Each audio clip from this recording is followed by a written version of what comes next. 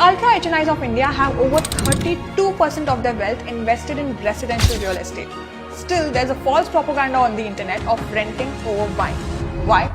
Because majority of the real estate buyers don't know the investment psychology of the billionaires.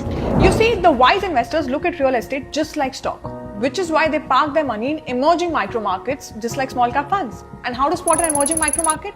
Well, you look for signs like major infrastructure projects like airports, expressways or metro lines.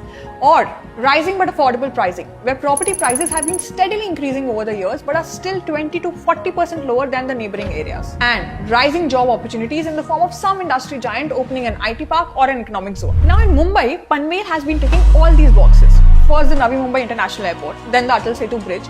Now Reliance is coming up with their own industrial zone over 4,000 acres. Plus, the government of Maharashtra and Godrej have signed an MOU for Godrej Film Studio that has an employment potential of over 2,500 people. So if you want to grab this investment opportunity, Godrej City in Panvel could be a smart option for you. It's a 145-acre township just 20 minutes away from the airport and provides all the amenities you would want for your family. They have launched Aerophase with 2 and 3 BHK where you can have access to smart investment at early and exclusive prices.